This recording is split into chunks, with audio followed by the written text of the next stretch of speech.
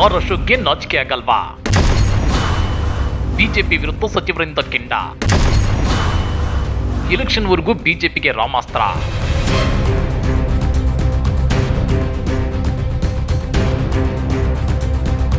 ಎಲ್ಲಿದೆ ಮೋದಿ ಅಭಿವೃದ್ಧಿ? ಎಲ್ಲಿದೆ ನಿಮ್ಮ 10 ವರ್ಷದ ಸಾಧನೆ?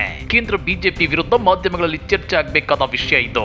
ಆದ್ರೆ ಎಲ್ಲ ಮಾಧ್ಯಮಗಳಲ್ಲಿ ಬರೀ ರಾಮ ಮಂದಿರ ಉದ್ಘಾಟನೆ ದೊಡ್ಡ ವಿಷಯವಾಯಿತು. ಈಗ ರಾಷ್ಟ್ರಧ್ವಜದ ವಿರುದ್ಧ ಬಿಜೆಪಿಗರು ಹನುಮ ಧ್ವಜದ ಅಸ್ತ್ರ ಹಿಡಿದಿರೋದನ್ನೇ ದೊಡ್ಡದು ಮಾಡಿ ತೋರಿಸ್ತಿದ್ದಾರೆ. ಇದನ್ನು ನೋಡಿದ್ರೆ ರಾಜ್ಯದ ಮೈನ್ ಸ್ಟ್ರೀಮ್ ಮಾಧ್ಯಮಗಳಿಗೆ ಏನಾಗಿದೆ, ಅದ್ಯಾಕೆ ಇಂಥ ವಿಷಯಗಳನ್ನೇ ಹೆಚ್ಚು ಫೋಕಸ್ ಮಾಡ್ತಿದ್ದಾರೆ ಅನ್ನೋ ಅನುಮಾನ ವ್ಯಕ್ತವಾಗುತ್ತೆ. ಈ ಬಗ್ಗೆ ಗರಂ ಆಗಿರೋ ಸಚಿವರೊಬ್ಬರು ಮಾಧ್ಯಮಗಳಿಗೆ ಚಳಿ ಬಿಡಿಸಿದ್ದಾರೆ. ಜೊತೆಗೆ ಬಿಜೆಪಿಗರ ವಿರುದ್ಧ ಕೆಂಡ ಕಾರಿದ್ದಾರೆ. ಹಾಗಾದ್ರೆ ಯಾರು ಆ ಸಚಿವರು? ಏನಿದು ಬಿಜೆಪಿ ಡ್ರಾಮಾ ಅಂದ್ರ? ಅದನ್ನ ಡೀಟೇಲ್ ಆಗಿ ತೋರಿಸ್ತೀವಿ. ಆದ್ರೆ ಅದಕ್ಕಿಂತ ಮೊದಲು ಹಲೋ ಕನ್ನಡ ಯೂಟ್ಯೂಬ್ ಚಾನಲ್ ಅನ್ನು ಸಬ್ಸ್ಕ್ರೈಬ್ ಮಾಡ್ಕೊಳ್ಳಿ. ಹಾಗೇನೇ ಪಕ್ಕದಲ್ಲಿರೋ ಬೆಲ್ ಬಟನ್ ಅನ್ನು ಪ್ರೆಸ್ ಮಾಡಿ. ಲೋಕಸಭಾ ಚುನಾವಣೆಗೆ ಇನ್ನು ಕೇವಲ 3 ತಿಂಗಳು ಬಾಕಿ ಇದೆ. ಇಂಥ ಟೈಮಲ್ಲಿ ಮೋದಿ ಸಾಧನೆ ಏನು? ಅವರು ಕಳೆದ 10 ವರ್ಷಗಳಿಂದ ಏನು ಅಭಿವೃದ್ಧಿ ಮಾಡಿದ್ದಾರೆ? ಈ ಹಿಂದಿನ ಯುಪಿಎ ಸರ್ಕಾರ ಇದ್ದಾಗ ದೇಶದ ಸಾಲ ಎಷ್ಟಿತ್ತು, ಈಗ ಎಷ್ಟಿದೆ? ದೇಶದ ಜಿಡಿಪಿ ಎಷ್ಟಿದೆ, ಎಷ್ಟಾಗಬೇಕಾಗಿತ್ತು? ಅದ್ಯಾಕೆ ಇನ್ನೂ ನಾವು ಹಿಂದೆ ಬಿದ್ದಿದ್ದೇವೆ? ವಿಶ್ವಗುರು ಖ್ಯಾತಿಯ ಮೋದಿ ಕೊಟ್ಟಿದ್ದ ಸುಳ್ಳು ಭರವಸೆಗಳೇನು? ಅದ್ಯಾಕೆ ಅವರು ಬಡವರ ಖಾತೆಗಳಿಗೆ ಇನ್ನೂ 15 ಲಕ್ಷ ರೂಪಾಯಿ ಹಣ ಹಾಕಿಲ್ಲ? ಅದ್ಯಾಕೆ ರೈತರ ಆದಾಯವನ್ನ ಡಬಲ್ ಮಾಡಲಿಲ್ಲ? ಅದ್ಯಾಕೆ ಪ್ರಧಾನಿ ಮೋದಿ ಪ್ರತಿ ವರ್ಷ 2 ಕೋಟಿ ಉದ್ಯೋಗ ಸೃಷ್ಟಿ ಮಾಡಿಲ್ಲ? ಮೋದಿ ಅವರಿಗೆ ತಾವು ಕೊಟ್ಟಿದ್ದ ಮಾತೆ ಮರೆತು ಹೋಯ್ತಾ? 10 ವರ್ಷ ಮೋದಿ ಅಧಿಕಾರ ನಡೆಸಿದ್ರು ದೇಶದಲ್ಲಿ ಅದ್ಯಾಕೆ ರಾಮರಾಜ್ಯ ಬಂದಿಲ್ಲ? ಅಚ್ಚೆ ದಿನ ಹೆಸರಲ್ಲಿ ಬೆಲೆ ಏರಿಕೆ ಆಗ್ತಿದೆ. ಪೆಟ್ರೋಲ್, ಡೀಸೆಲ್ ಮತ್ತು ಅಗತ್ಯ ವಸ್ತುಗಳ ಬೆಲೆಗಳು ಗಗನಕ್ಕೇರಿ ಕೂತಿವೆ. ಅದ್ಯಾಕೆ ಪ್ರಧಾನಿ ಮೋದಿ ಬೆಲೆಗಳನ್ನ ಕಡಿಮೆ ಮಾಡ್ತಿಲ್ಲ? ಇಂಥ ಜ್ವಲಂತ ಸಮಸ್ಯೆಗಳನ್ನ ಮಾಧ್ಯಮಗಳಲ್ಲಿ ಚರ್ಚಿಸೋದನ್ನ ಬಿಟ್ಟು ಅದ್ಯಾಕೆ ಬಿಜೆಪಿಗರು ಮಾಡಿದ್ದು ಮಾತ್ರ ದೊಡ್ಡ ನ್ಯೂಸ್ ಮಾಡ್ತಿದ್ದಾರೆ? ಬರೀ ರಾಮ ಮಂದಿರ, ಹನುಮ ಧ್ವಜ ಇವೇ ಹೈಲೈಟ್ ಆಗ್ತಾ ಇವೆ ಅನ್ನೋ ಆಕ್ರೋಶದ ಮಾತುಗಳನ್ನ ರಾಜ್ಯದ ಪ್ರಜ್ಞಾವಂತ ನಾಗರಿಕರು ಕೇಳ್ತಿದ್ದಾರೆ. ಸಾಮಾನ್ಯ ಜನರ ಮೈಂಡ್ ಸೆಟ್ ಮಾಡೋ ಮಾಧ್ಯಮಗಳು ಅವರನ್ನ ಬರೀ ಇಂಥ ವಿಚಾರಗಳ ಬಗ್ಗೆ ಯೋಚಿಸುವಂತೆ ಮಾಡುತ್ತಿರೋದಕ್ಕೆ ಇದೇನ ರಿಯಲ್ ಜರ್ನಲಿಸಂ? ಸಿದ್ದರಾಮಯ್ಯನವರ ಸರ್ಕಾರದ ಗ್ಯಾರಂಟಿಗಳ ಬಗ್ಗೆ ಕೊಂಕು ಮಾತನಾಡೋದು, ಅಭಿವೃದ್ಧಿ ಎಲ್ಲಿ ಅಂತ ಕೇಳೋ ಇವೇ ಮಾಧ್ಯಮಗಳು ಕೇಂದ್ರದ ಮೋದಿ ಸರ್ಕಾರದ ಬಗ್ಗೆ ಅದಕ್ಕೆ ತುಟಿ ಬಿಚ್ಚುತ್ತಿಲ್ಲ ಅನ್ನೋ ಅನುಮಾನಗಳು ವ್ಯಕ್ತವಾಗ್ತಿವೆ. ಇತ್ತ ರಾಜ್ಯ ರಾಜಕಾರಣದಲ್ಲಿ ನಿನ್ನೆಯಿಂದ ಮಂಡ್ಯದ ಕೆರಗೋಡಿನ ಹನುಮಧ್ವಜ ಸಂಘರ್ಷವೇ ದೊಡ್ಡ ವಿವಾದ ಎಂಬಂತೆ ಬಿಂಬಿಸಲಾಗುತ್ತಿದೆ. ರಾಷ್ಟ್ರಧ್ವಜದ ಮೂಲಕ ಸಮಾನತೆ ಬೇಕಾ, ಹನುಮಧ್ವಜದ ಮೂಲಕ ಡಿವೈಡ್ ಅಂಡ್ ರೂಲ್ ಪಾಲಿಸಿ ಬೇಕಾ ಅನ್ನೋ ಚರ್ಚೆಗಳು ಹುಟ್ಟುಕೊಂಡಿವೆ. ಇದೇ ವಿಚಾರವಾಗಿ ಪ್ರತಿಕ್ರಿಯಿಸಿರುವ ಸಚಿವ ಮಧು ಬಂಗಾರಪ್ಪ, ಹನುಮಧ್ವಜ ವಿಚಾರದಲ್ಲಿ ಮನಸ್ಸಿಗೆ ಬಂದ ಹಾಗೆ ತೀರ್ಮಾನ ಮಾಡೋದು ಸರಿಯಲ್ಲ. ಬಿಜೆಪಿಯವರು ಇಂಥವನ್ನೆಲ್ಲ ಹುಡುಕುತ್ತಾರೆ. ಬೇರೆ ಕಡೆ ಇರೋ ರಾಮನಲ್ಲವೇ?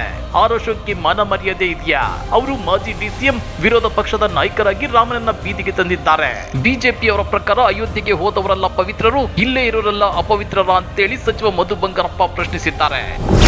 ಬೇರೆ ಕಡೆಯಲ್ಲಿರೋ ರಾಮ ಎಲ್ಲ ರಾಮ ಅಲ್ಲ, ಏನ್ ರಾಮನ್ ಅಡ ಇಟ್ಕೊಂಡಿದಾರಂತ ಅಶೋಕ್ ಮಾನ ಮರ್ಯಾದೆ ಇದೆಯಾ? ಅವರು ರಾಜಕಾರಣಿಯಾಗಿ ಡೆಪ್ಯೂಟಿ ಚೀಫ್ ಮಿನಿಸ್ಟರ್ ಆದವರು, ವಿರೋಧ ಪಕ್ಷದ ನಾಯಕರಾದವರು, ನಾಚಿಕೆ ಆಗೋದು ಅವ್ರಿಗೆ ರಾಮನ್ ಹೆಸರು ತರೋದಕ್ಕೆ. ಅಶೋಕ್ ನನಗನ್ಸುತ್ತೆ ಹಿಂದೂ ವಿರೋಧಿ, ಅವರು ರಾಮನ್ ವಿರೋಧಿ. ನಮ್ಮ ಊರಲ್ಲಿದ್ದಾರೆ ರಾಮ, ಮಾತೆತ್ತಿರ ರಾಮನ್ನ ಬೀದಿಗೆ ತರೋದು. ಇಷ್ಟು ದಿವಸ ರಾಮನ ಹೆಸರಲ್ಲಿ, ಅಯೋಧ್ಯನ ಹೆಸರಲ್ಲಿ